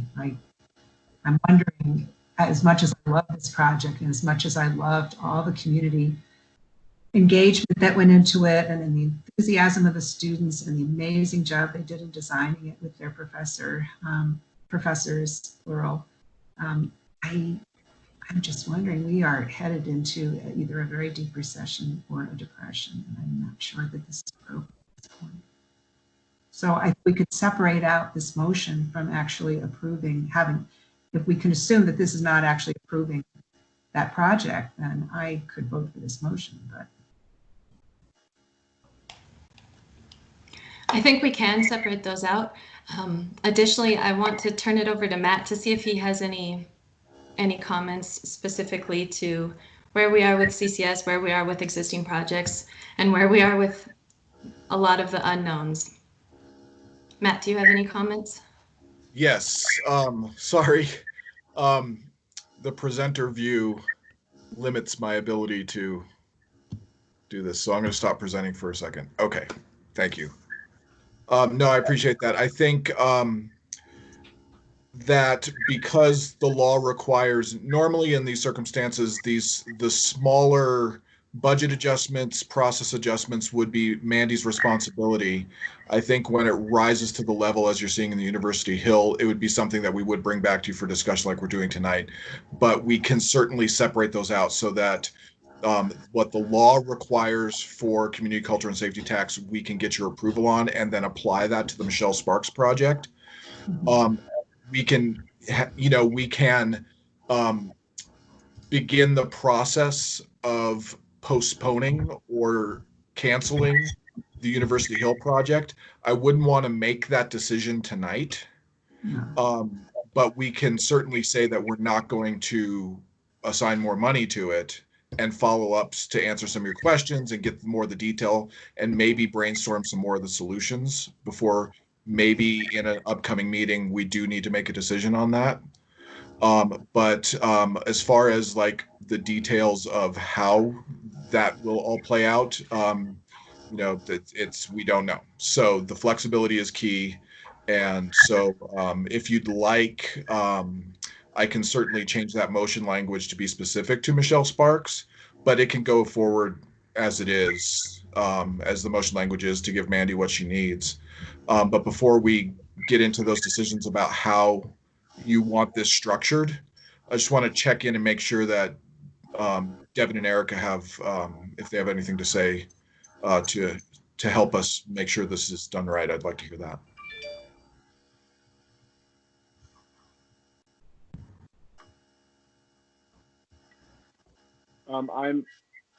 I'm also of the opinion that adding funding to a project like this at this point is not advisable, in my opinion. But I don't know, like, if the money doesn't go to that project, there's that money that can go to other things that are going to be needed at this point, or how does that work?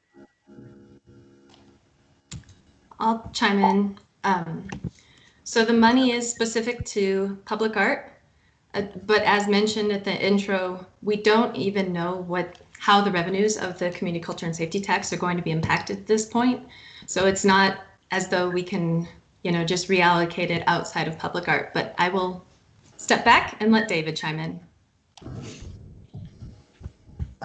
Yeah, so we don't know, and I concur with Mandy, but that the sales tax that we receive from community culture and safety, the projections may be reduced, and it is at least possible that money could be pulled back. So the way that community culture and safety tax is written is if projects were unable to reach completion, that money could dispose to the discretion of the city. Mandy, is there another project in the queue that $135,000 will make happen? We do have projects underway right now that additionally includes the civic area project with Adam Kuby. It includes a couple of underpass projects. The Nobo Library is still underway. When we had first applied for the community culture and safety tax, we were allotted $400,000. 200,000 of that was allocated in 2019, and that has been distributed directly to the Nobo Library project. That selection process is already underway.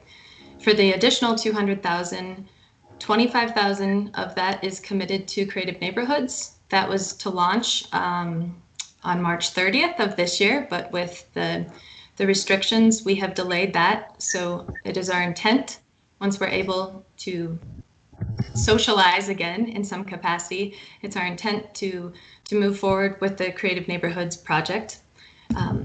That leaves 175,000. Initially, we had considered putting some of that towards Scott Carpenter, because that was also a CIP project on the renewal for community culture and safety tax.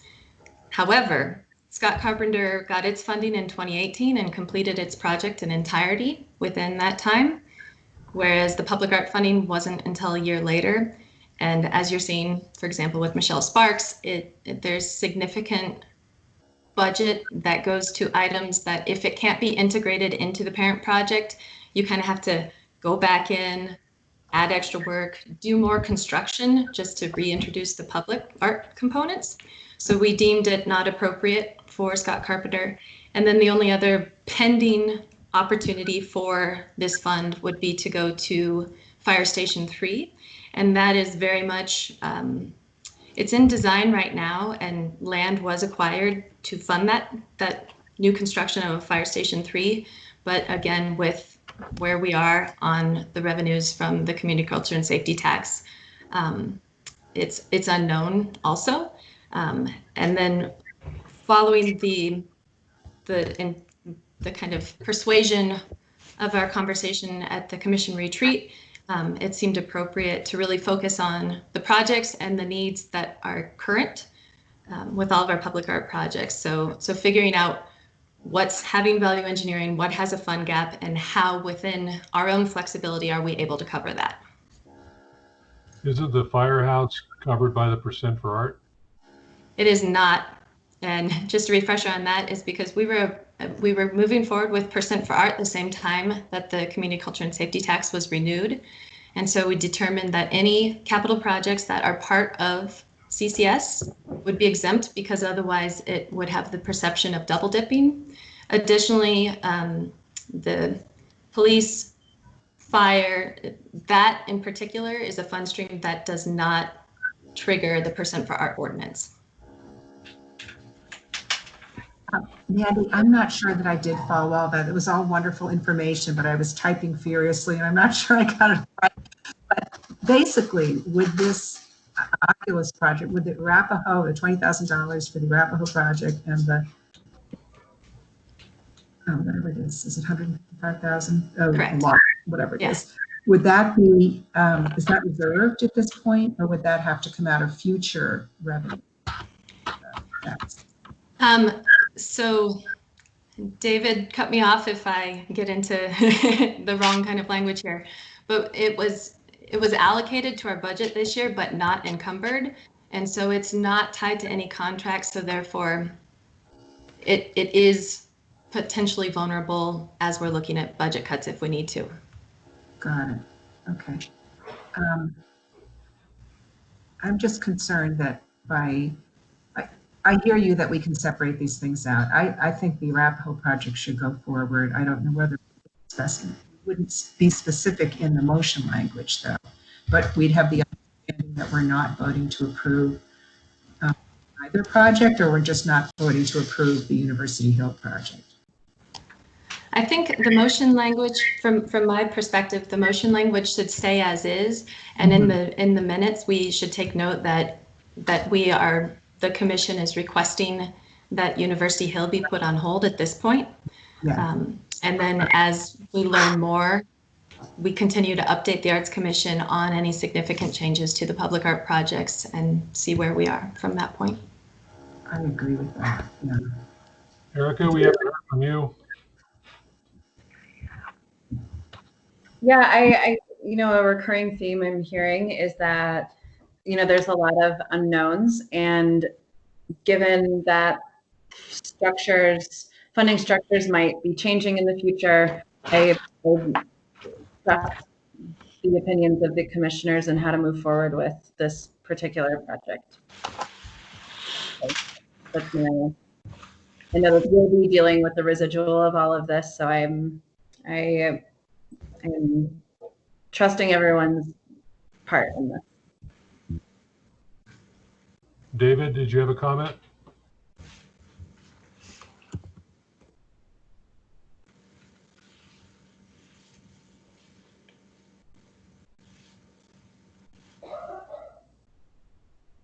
Okay. I just want to state that this is just, unfortunate circumstances piled on top of unfortunate circumstances.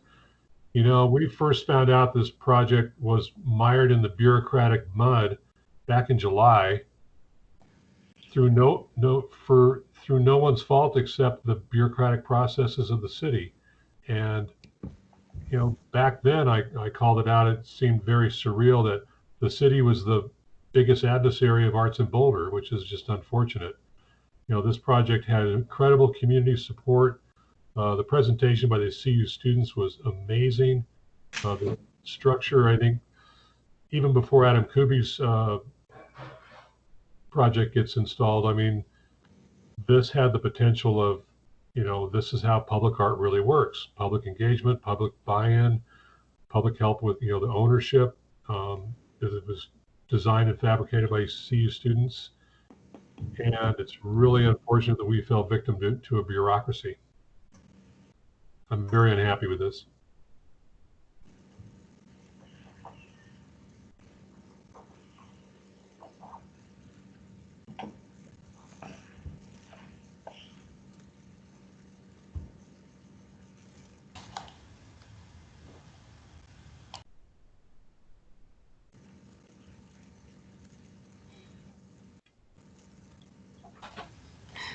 I will respond to you, Mark, since we have silence. I very much appreciate the support that you guys have all provided on the public art projects, especially as we are moving forward with trying to utilize best practices and new processes and get everybody on board. And there have definitely been learning curves along the way.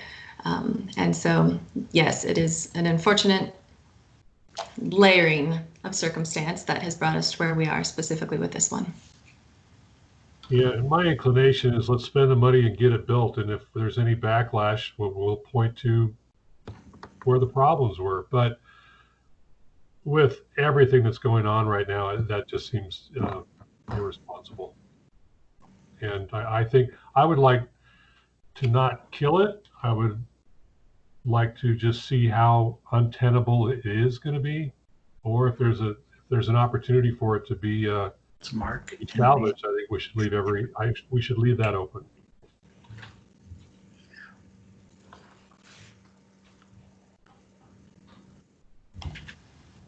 So Matt, at this point, the motion language, should we have a separate one that also identifies a hold on University Hill?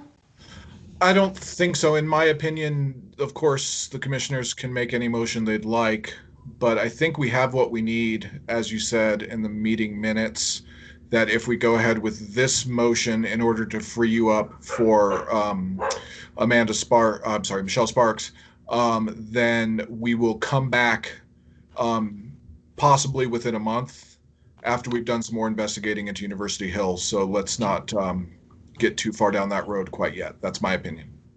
Yeah, and Mandy, I like the proposed motion wording because it doesn't tie yours or Matt's hands behind your back in case you have to do something else with a different project. I think the more flexibility we can build into this, the better off you're going to be. Thank you. Yep. I also want to say, Mandy, that you've done an amazing job on these public art projects. Our culture staff, we are so lucky to have you. I mean, Lauren does an amazing job with the grant. Matt does an amazing job with everything. David does an amazing job with everything he does. So I really want to say I appreciate all of you. And I know it's a really difficult time. It breaks my heart if we can't go through with a project, but let's see what the answers are and maybe let's just put off a decision.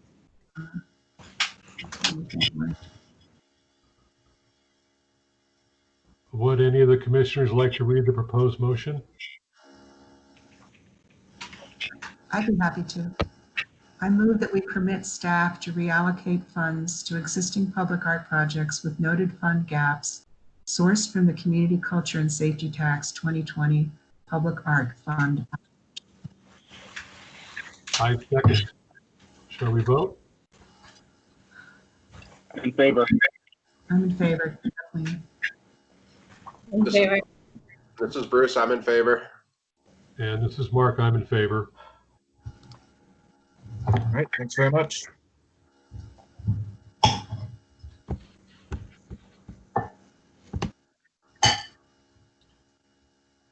Okay, so it looks like we are at matters from commissioners.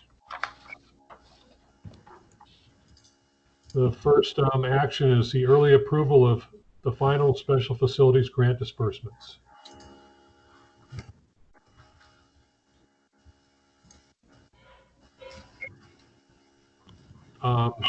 So this action came about with a letter from BMOCA to the Office of Arts and Culture with the extreme stress that all of these organizations' budgets are experiencing. That they were wondering about the possibility of distributing the remaining 20% of the special facilities grant funds.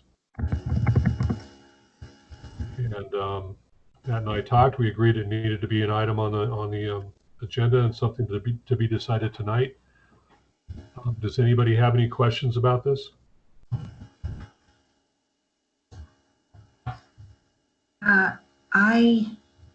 This is Kathleen. I'm in favor of allocating the money.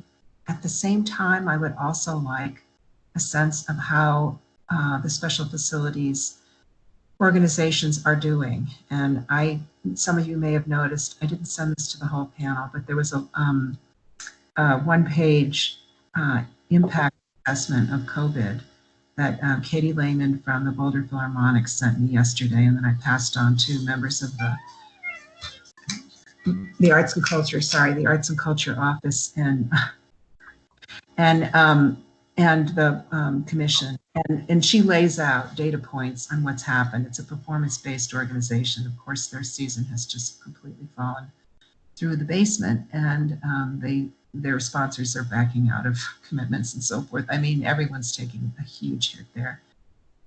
So I can certainly pass that on to, it will be part of the public record that, but I can also pass it on to panel members if you're interested. But I also spent time this week talking with about half dozen groups, including Boulder Phil, about what the impacts they're seeing, from the early impacts from COVID. And I think anybody who can get their hands on any money at this point, they are laying off and furloughing staff. People like the Boulder Phil, 70 to 90% of their 70 musicians are essentially self-employed, and all their gigs have fallen through. They don't just work for the Boulder Phil, they work for various other orchestras, and people are in dire straits. So I do believe we should release this money, but I would also like to see some sort of impact assessment from these groups, and maybe from all in the coming months, maybe from all our grants organizations, just a simple one-page bulleted thing. This is what we've seen so far from COVID. I think it's important going forward in the future to be able to think, if we need to think differently about how we do our grants program, how we support arts groups and individuals. I think it's really important to have some data and to get a feel for what's really going on in the community. And we can do that through outreach and, our little notes and sharing them with each other, but I think it's important to have it on the record. So I would ask those special facilities to do a brief summary for us of what they're seeing. Devin, do you have a follow-up?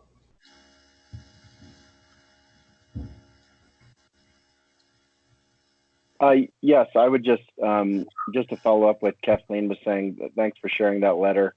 I would say that the Boulder Symphony is in the exact same boat. The Boulder Chamber Orchestra is in the exact same boat. Probably Boulder Opera. I haven't talked to Danella about that.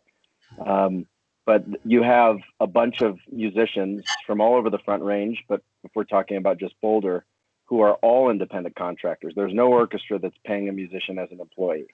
And organizations that have employees, they are eligible to receive the PPP, small business loan, which can be almost 100% forgiven if you pay your employees that way. But that's an issue. This is a greater issue with the country and where we're at right now. It's kind of exploded, but that's a greater issue at large. And I would kind of ask, how could we get money to the organizations, with an earmark saying you have to pay your independent contracting musicians who don't make a living from one organization in particular, but they piece together a living, which is all of a sudden completely dried out. So that I think I wrote a letter to Mark and Matt about a month ago when this started. But any way that we can bring up funding, which is not for the arts, because a lot of people are going to argue, well, the arts need to be put on the back burner this time. It's actually like the reason why we're essential still is because we're giving money directly to the people living and working in Boulder. It's just one of the many revenue sources that everyone is that's going to help a little bit. Matt, you have a question? Yeah, just a clarifying question for Kathleen on the summaries that you would like the organizations. Do you want that to be before you make a decision, or do you want those summaries to be before we deliver funding, or just as soon as they can, but we'll deliver funding right away? What's your thoughts on the timing? I'm sorry, I should have that right in front of me. It's what, 7 groups for special facilities? I'll pull up that chart. Let me pull up my presentation so you can see them. Yep. we're only talking about special facilities at this point, right? That's correct. Yeah. I'm sure they're good for that brief summary. I don't want to withhold money. On the other hand, I think if we said within the next month, or give them a date, please give us a one-page summary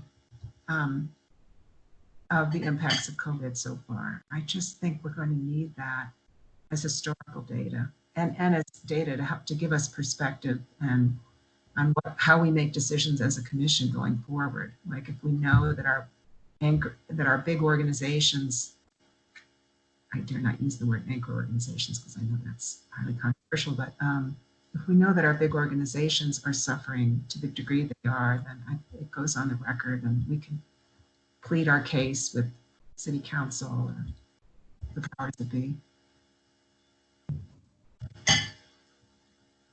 Okay, so, but I hear you right that should the commission approve a motion to release this funding early, that you would want us to ask them to get us a one-page summary in a month and release that funding right away? Is that what you said? Yeah, I mean, I think the staff can figure out, or maybe other commissioners have a sense of what's appropriate, but I would like that in hand. Is it possible to say, I mean, how quickly do these things typically happen? Would Lauren be like allocating the funds tomorrow if we voted for it tonight? Would it still take a couple weeks?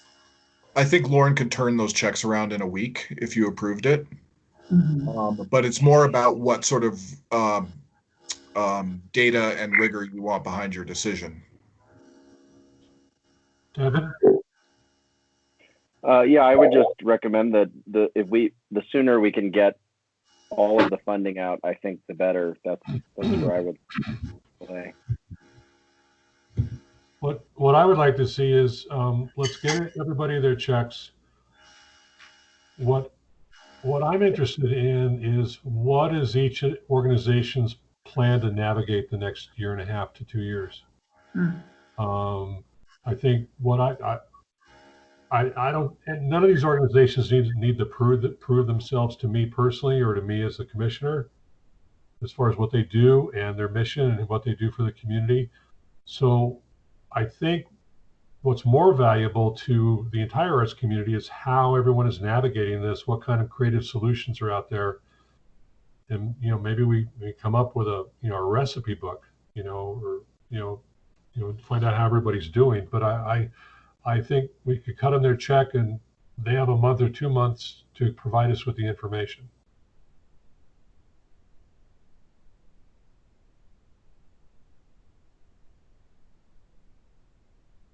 I could go along with that. Could we say, could we name a date by the end of April? Could you send it us? I think it's a little more complicated for them to sort of figure out what they're going to do in the next year and a half, because actually I had some of those conversations with the executive directors of the organizations I talked with, and honestly, they said, we have no idea. We have, like CMF, Colorado Music Festival, told me, we have 3 scenarios, one more dire than the next. But we don't really know which one is going to happen. And they don't even know if they're having their season up at Chautauqua this summer, or half a season, or whether they're just putting the whole season off to the following year and try to get the same guest. It's very complicated. So I think it's a much bigger task to ask them to tell us how they're going to negotiate the next year and a half. But if they could tell us what the impacts are so far, that's what I'm interested in right now, for the record. I think we already know what the impacts are. Everyone's out of a job. Not necessarily. I'm more interested in looking for a silver bullet. Yeah. I'm just saying they would have to do a lot more work. I think it's a lot more anguish causing to have to project into the next year and a half when we don't really know what's going to happen. Yeah, and I don't want them to work too hard. I want them to get the money in the account. I don't want them to work too hard either. I'm just saying, for the record, I think historically we'll look back and we'll say, our top, the facilities that we gave this special grant to that one wonderful year of 2019, this is what happened to them within 6 months, and this is how their facilities were affected, their programs were affected. Well, Kathleen, my sense of this is that if we give them the deadline of having this information for your June meeting, that the May meeting, not enough may have changed, Right. or the uncertainty may have increased, but by June, maybe there's some more sense. So if it's okay with everyone, we can ask them to provide us their summaries by June, or in time for the June meeting, and have that in your hands. And I also want to say I hear your desire to like learn more and dig into the data. You know, we did our surveys. We've been trying to push people to the Americans for the Arts survey because it's going to be very useful to us as far as the deep data on that. And Lauren and I are tracking grants programs across the country that are completely upending their programs, their rules, the way they distribute funding. There's grants programs in Colorado that have turned all their project funds into operational funds. There's the gamut of attempts at Mark's silver bullet.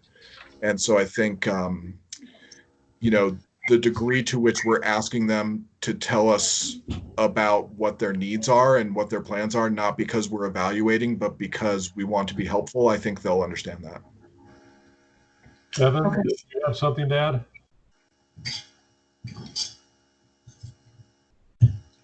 And then after Devin, Lauren has a question. Yeah, it was a ways back with just Kathleen's comment. Just because in terms of, I mean, obviously nobody knows, but in terms of orchestras, we're all making different scenarios, but it looks like the most likely scenario is orchestras will keep going, obviously furloughing a lot of people until January. It looks like that's probably the most logical or possible point when things can start opening back up again. But any kind of general operating support will be imperative performance-based until that time. Lauren? Hi, everyone. I was just wondering logistical details. So these, the 4 grants that are left, the last 20%, their reports are coming up actually very soon in April, 1 in June, and 2 in July. The one-page questionnaire COVID response page replace their final report, or do you want to, I can ask them if they want to extend their final reports? How do you want to deal with their final reporting? I'm sorry, did you say for the special facilities grants, the reports, when are the reports due? One is in April, one is in June, and 2 are in July. Oh, I'm just curious why they're all different times. Didn't we award those all at once? We did, but they are allowed to set their own deadlines because they are all different schedules and things. Yeah. I certainly don't want to withhold money. I don't want to do that, but it would be great to know sooner rather than later. I wonder if we could just give them all the same date. You know, by May 1 or by June 1, please. Or when would you have to back it up for our June meeting? By the middle of May? So we could certainly plan out for you to get an update by the June meeting, the one-page COVID date, right? What I'm concerned about are their final reports. So they normally be doing a 20%, like the final report to get the 20%. Are we waiving that, or are we? No. Okay. They should still submit their final reports as they're scheduled with you currently. But I think for now we should release I think the consensus here is we'd release the rest of the money and they provide us a one-page document about the COVID impacts and if anyone's found a silver bullet. I understand. And just so you know, I'm already saying that E-Town is going to request an extension because they had to close before they had finished their projects. I assume many of them will. You're going to see a lot of extensions in general, but I'll inform them that there'll be the one page and then a final report extended to when they're able to fulfill their grant. Thanks. That sounds fair to me. That sounds fair. Yeah, I don't want to withhold the money for sure.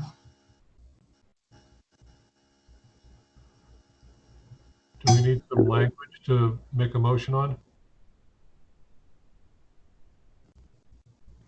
Actually, Mark, since this is a commissioner item, we didn't put any language together, so you're going to have to make a motion on the fly. Okay, I move that the Arts Commission fund the pending 20% from the Special Facilities Grants to the Boulder Museum of Contemporary Art, Dairy Art Center, E-Town, Museum of Boulder, and the Spark Performing and Creative Arts, to be followed up with a one-page COVID-19 response or plan, but that their final reports would be due under the normal timelines that they had planned on. I'll second that. This is Bruce.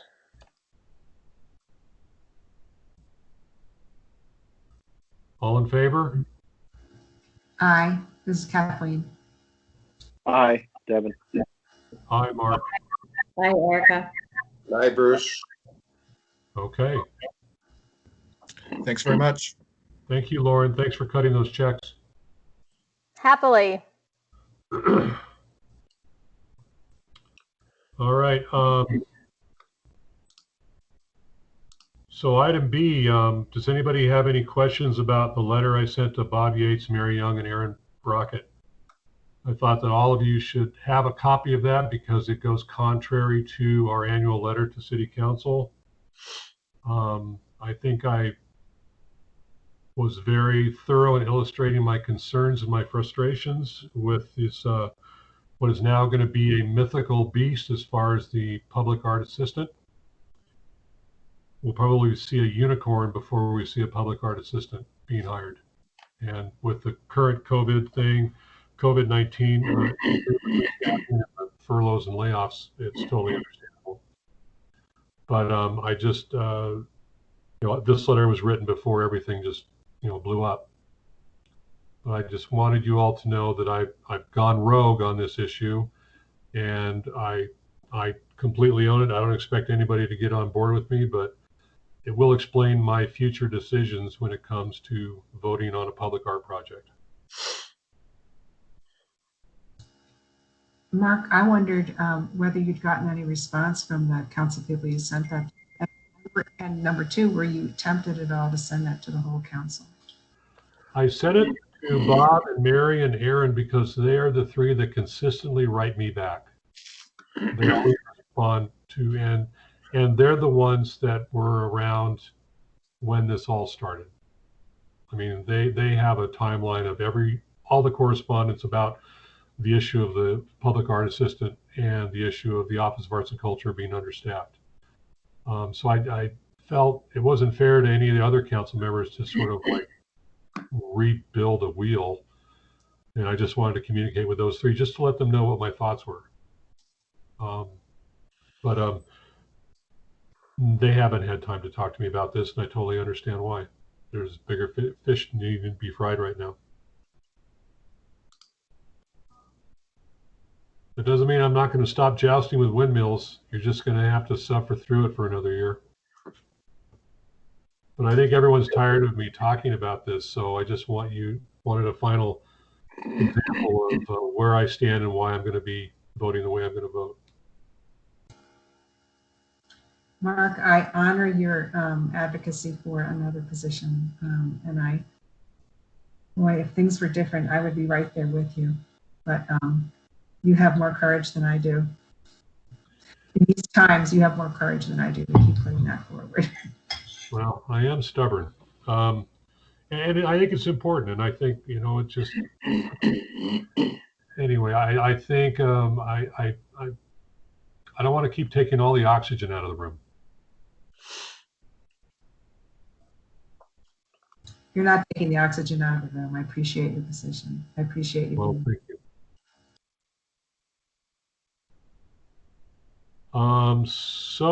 Georgia, is your mic working?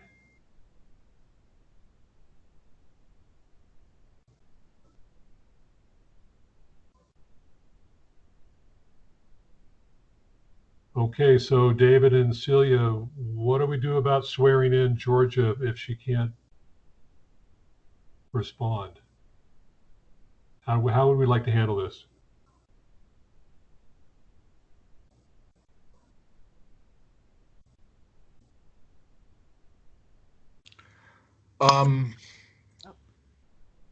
I might be able to try one last ditch effort here. Georgia, if you can hear me, I'm going to try to call you on my cell phone. And we'll try this. Be careful with the feedback. I think it's going to be bad. But maybe this is going to work. I'm not real confident. So if you give me just a minute, I'll try this out.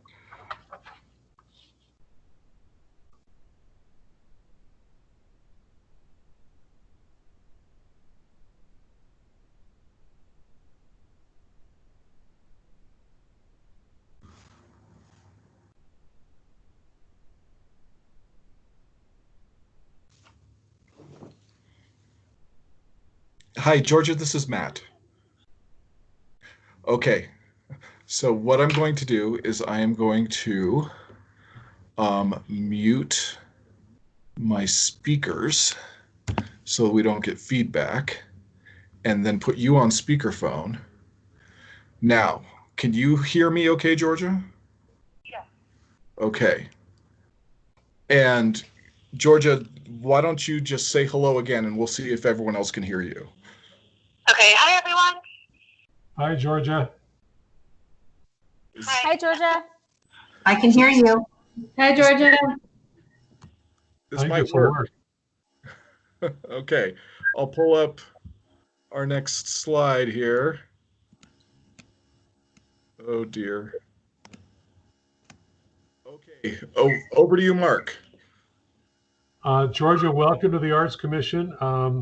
We have a little oath you need to say. Please repeat after me. I, Georgia Schmidt, do solemnly swear I, Georgia Schmidt, do solemnly swear that I will support the Constitution of the United States of America and of the state of Colorado, that I will support the Constitution of the United States of America and the state of Colorado, and the charter and ordinances of the city of Boulder, and the charter and the ordinances of the city of Boulder, and faithfully perform the duties of the office of a member of the Arts Commission, which I am about to enter. and faithfully perform the duties of the office of a member of the Arts Commission, which I am about to enter. Congratulations, you're an official Arts Commissioner. Welcome aboard. Thank you, Georgia. I'm so excited. Well, hopefully this meeting didn't scare you off. Oh no, I've been on Arts Commission before when I lived in California. Super. So I don't scare easily. Oh, great. We love that. Hey, Catherine, are you still on board? Catherine Reese? Yes, I'm here. So did you get the packet?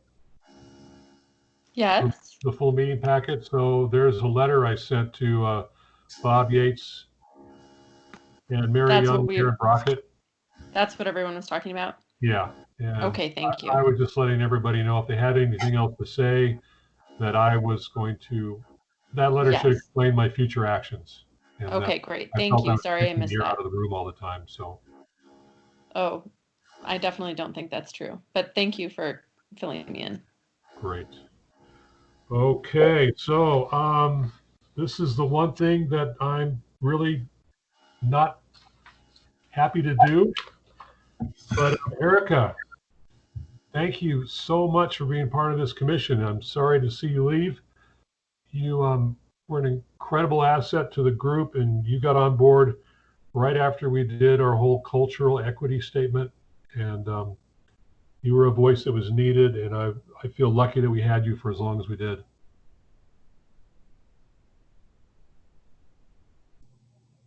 Thank you so much, Mark. I really appreciate that. And we have to figure out cake later. Yeah. Where's the cake? It's been a treat. It was great to get to know you, and you did a great job. And thank you for all the work. You'll be missed. It was really an honor to work with all of you, and it was being on this commission was an incredible growth experience and such deep insight into what community engagement and civic engagement really looks like in advocacy. And thank you for letting me flex some vocal and pragmatic muscles that I had never had before. It was a life-changing experience. That is not an understatement. So thank you very, very, very much, everybody. Quite a compliment.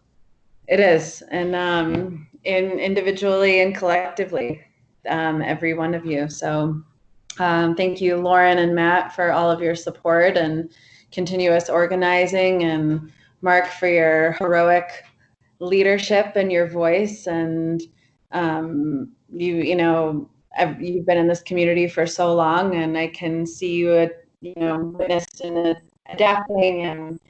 And Kathleen, you are such a vigorous and vital organ of this community. And Devin, I'm going to miss getting favored with you about who gets to sit closer to Mark. And all the panelists, and it's just been such a treat. Bruce, I wish we could have gotten to work together longer, and I hope to see all of you in different capacities moving forward. You might see me more in the application side of life moving on. So yeah, Mandy and Celia, I'm just so grateful for the whole team. Yeah, today's not a happy day. Matt made the comment, you're probably seeing that in the text, that could you give us one more commission meeting so we can say goodbye to you properly? Oh, I would be honored. And you don't have to stay for the whole meeting. You could start out the meeting, it's like your goodbye and cake right at the beginning. That's what they all say, Mark. That's what we always say, and then you just get sucked in. Yeah. I am you. This isn't the last you'll be hearing from me, I promise. And Good. yeah. Oh, look at these. Can I just add, Erica, it's been wonderful having you on the commission. I think the community has you to thank, because I think if it weren't for your voice, a lot of projects and a lot of organizations and people who wouldn't have gotten funding got the attention and the money that they deserve and the voice that they didn't have. So really appreciate your bringing that in your years here, and I hope you stay in touch with all of us, especially me. Thank you, Devin, very much. Wow. Thank you, everybody. This is Thank you. Yeah. Wow. Receiving. I'm receiving. Thank you. Very, very much. So I guess we are adjourned. That's gotta be Mark, David had one thing to say before we close. 10 seconds. I want to concur with all the compliments that came for Erica. It's a huge sacrifice for all of you to make the time to volunteer to do this hard work. I so deeply appreciate it, and the city appreciates it. And I agree with Devin. Like, what a huge impact you had, Erica. So thank you very much. We're in for some hard times, so I just want you all to brace for that. I appreciate the fact that you met tonight and were able to do this. Thank you to the team for making it happen, making sure that we could all be together for this moment and make decisions that are so important to the community. So thank you all very much. Nice You're job. welcome. I'm glad we got it done. It was important to do. Thank you, David. Thank you, everyone. Matt, Mark, for your leadership. We'll get through this. I know we will. We'll keep supporting the arts community as best we can.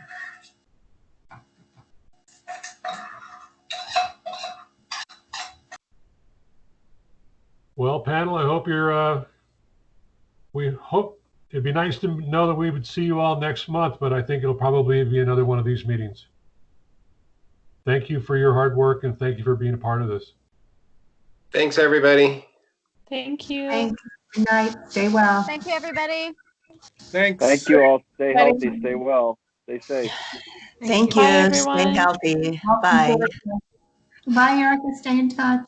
Meeting adjourned. Everybody. Mwah.